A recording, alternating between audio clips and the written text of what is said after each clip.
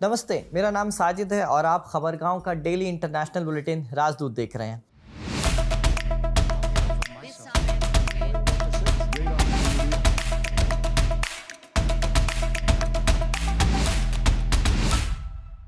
Donald Trump और Vladimir Putin, दुनिया के दो बड़े ताकतवर नेताओं की तारीखी मुलाकात मुकम्मल हो चुकी है।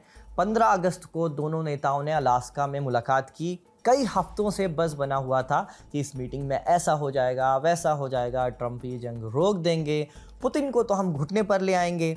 ये सब बातें ट्रंप के दावों की वजह से की जा रही थी।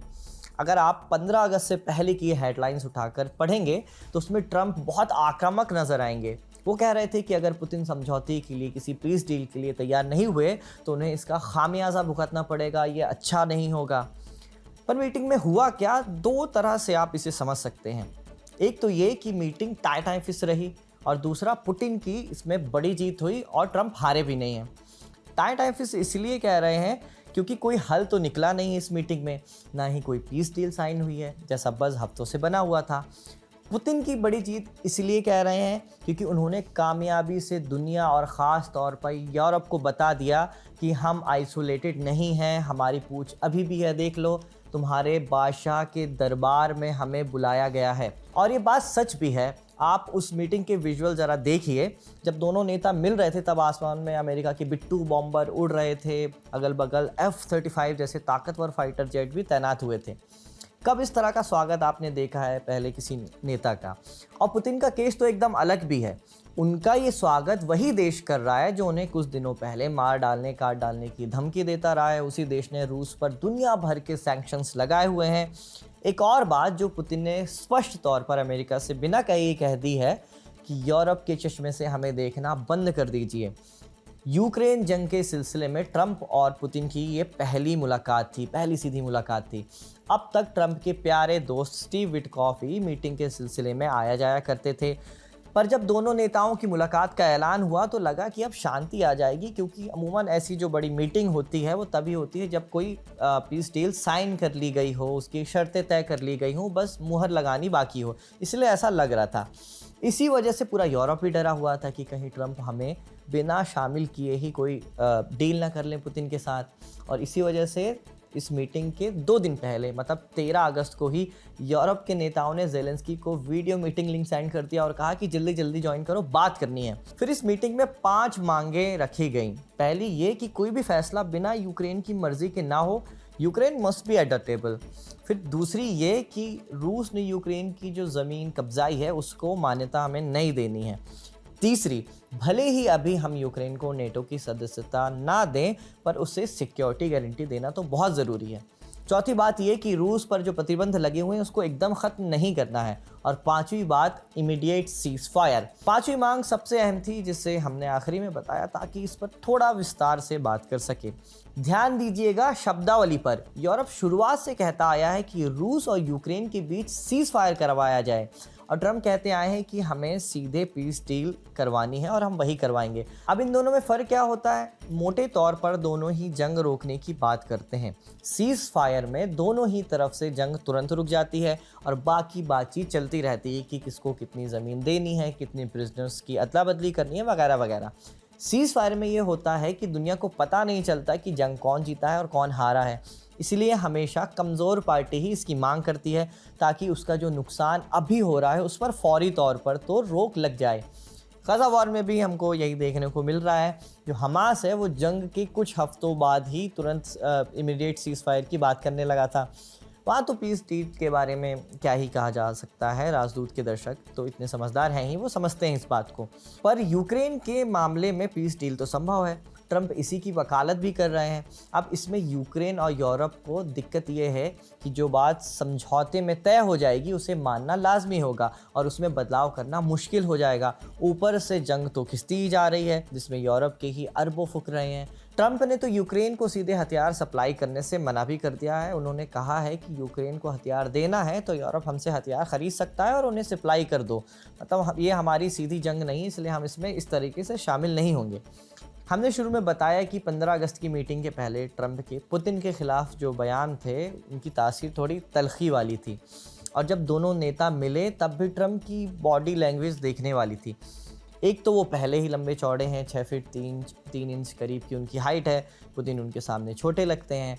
और जब वो मिले तो पुतिन के पीठ पर वो ट्रम्प थपकी भी दे रहे थे, तो कई कहने लगी कि चलो अब आगे चलें, उस तरीके का वो इशारा कर रहे थे। यानी वो बड़ी पार्टी दिखने और दिखाने की कोशिश कर रहे थे पुतिन के सामने। पर मीटिंग ख़त्म होने के बाद ट्रम्प कुछ हताश दिख रहे थे। एनर्जी भी उनकी पहले के मुकाबले में थोड़ी लो लग रही थी। ऐसा इसलिए क्योंकि ट्रम्प जैसा सोच कर आए थे वैसा मीटिंग में हुआ नहीं। ट्रम्प को तो लगा था कि पीस डील करके नोबेल प्राइज़ लूँगा और घर चला जाऊँगा, मेरा चुनावी वादा भी पूरा हो जाएगा। पर जो बातचीत 2 राउंड की चलनी थी उसे एक में ही सिमटा दिया गया। प्लान ये था कि पुतिन और ट्रम्प समेत दोनों देश के प्रतिनिधि पहली मीटिंग के लिए 2 घंटे बैठेंगे। फिर जो पॉइंट तय होंगे उस पर विस्तार से चर्चा करने के लिए दूसरे राउंड की बातचीत होगी, जो 6 घंटे तक चलने वाली थी। पर दूसरे राउंड की नौबत ही नहीं आई। पहली ही मीटिंग 3 घंटे चली और उसके बाद प्रेस कॉन्फ्रेंस हो गई। ऐसी प्रेस कॉन्फ्रेंस जिसमें कोई सवाल ही नहीं लिए गए, सिर्फ अपनी बात रखी गई। I know, very similar.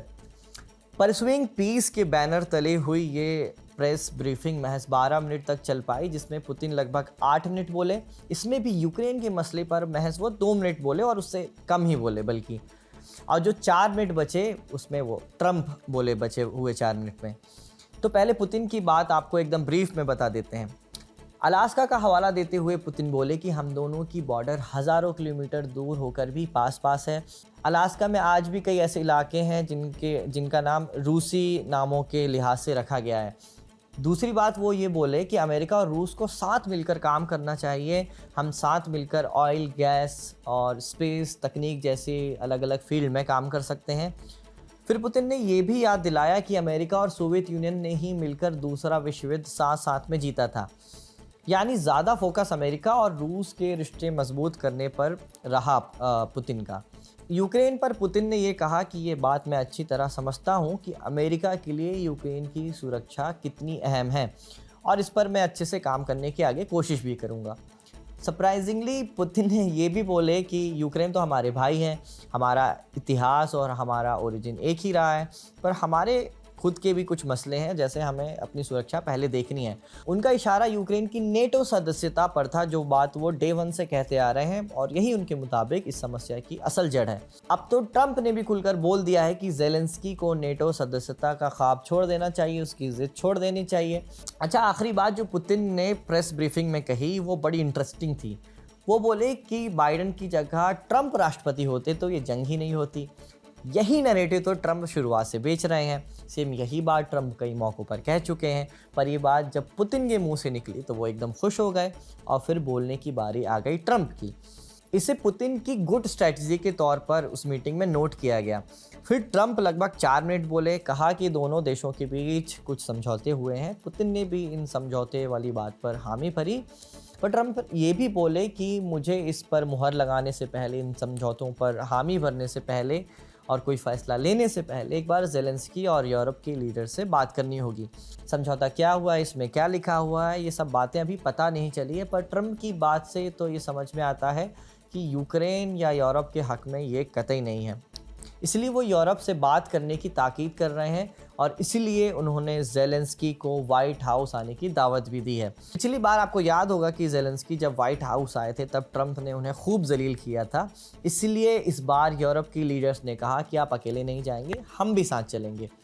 अब तक ब्रिटेन के कीर स्टारमर, जर्मनी के फ्रेडरिक मर्ज और फ्रांस के इमैनुअल मैक्रों का नाम कंफर्म हो चुका है कि ये लोग ज़ेलेंस्की के साथ जाएंगे।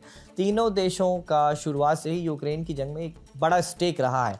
तीनों जो नेता हैं उनकी ट्रम्प से ठीक ठाक बनती है। मिलिट्री और पैसों के लिहाज से भी ये तीनों देश मजबूत हैं, ठीक ठाक मजबूत हैं।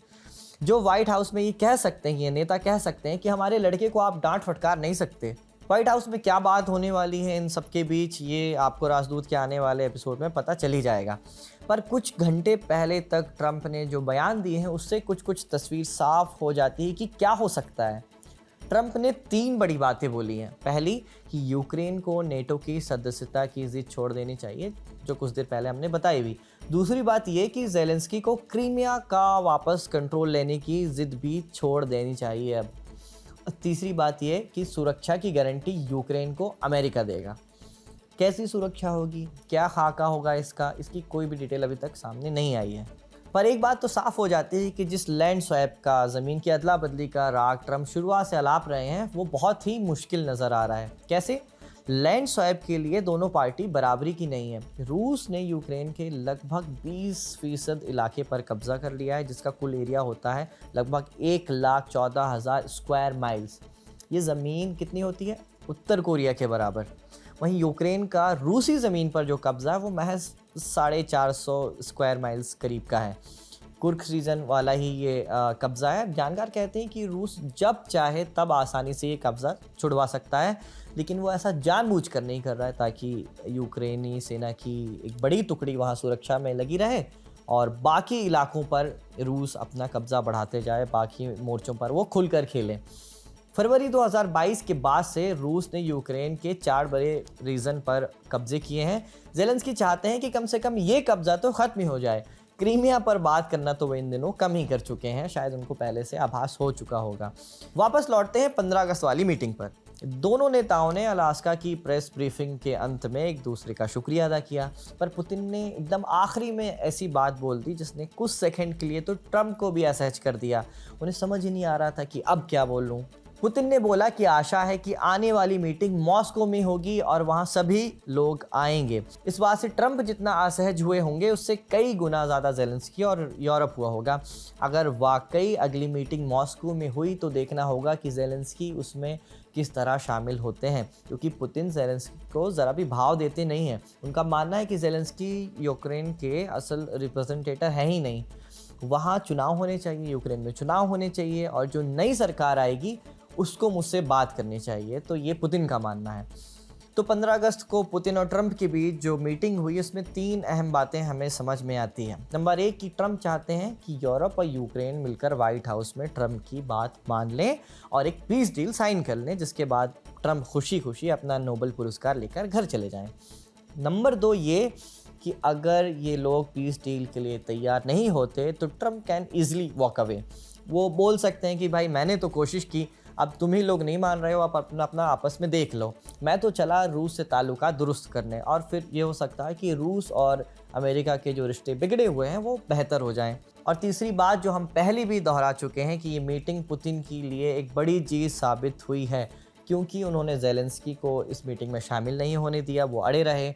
और जो वेस्ट पुतिन को आतंकवादी कहकर बुलाता था और कहता था कि हम पुतिन से बात नहीं करेंगे, अब अमेरिका को ही और पूरे वेस्ट को ही उनके सामने झुकना पड़ा है और टेबल पर आ गए हैं। लास्ट में इंडिया अमेरिका ट्रेड वॉर से जुड़ी एक बात भी कर लेते हैं। भारत सरकार को इस मीटिंग से जो 15 अगस्त को ट्रम्प और पुतिन के बीच हुई है उससे पक्का उम्मीद रही होगी कि कोई ना कोई हल ज़रूर निकल जाए। वो इसलिए क्योंकि अगर जंग रुक जाती है, हल निकल जाता है, तो रूस पर जो प्रतिबंध लगे हैं वो ख़त्म हो जाएंगे और भारत पर जो 25% एक्स्ट्रा टैरिफ लगा है वो खुद ब खुद ख़त्म हो जाता। पर ऐसा हुआ नहीं। उल्टा अलास्का जाते जाते फॉक्स न्यूज़ को ट्रम्प ने एक ऐसी बात कह दी है जो भारत के लिए अच्छी टेस्ट में समझ नहीं आती है। उन्होंने ये कह दिया कि पुतिन ने भारत का साथ खो दिया है, जो उनका 40% तेल खरीदा करता था। चीन अभी भी तेल खरीद रहा है और बहुत बड़ी मात्रा में खरीद रहा है। मैं चाहूँ तो चीन पर भी एक्स्ट्रा टैरिफ लगा सकता हूँ, पर शायद ना लगाऊं। अब वो ऐसा क्यों कर रहे हैं उसकी वजह हमने 14 अगस्त के एपिसोड में विस्तार से बताई है। चीन अमेरिका को रेयर अर्थ मिनरल्स की सप्लाई करता है और वो इस ट्रेड वॉर की वजह से इसकी सप्लाई रोक भी सकता है, जिससे अमेरिका के कई उद्योग पर ताला पड़ जाएगा। इसलिए ट्रम्प इतना बड़ा रिस्क ले नहीं रहे हैं और चीन के मामले में वो ज़्यादा बोलते नहीं हैं। भारत के पास 27 अगस्त तक का समय है बातचीत के लिए। इससे पहले अगर कोई हल नहीं निकलता है तो हम पर 50% टैरिफ लगने वाला है, जो भारत के लिए बहुत नुकसानदेह साबित हो सकता है। जो भी अपडेट आएगा वो आपको राजदूत पर मिलता रहेगा। आज का ये एपिसोड आपके लिए रिकॉर्ड किया था हमारे साथी आनंद ने। मेरा नाम है साजिद। देखते रहिए खबर गाँव।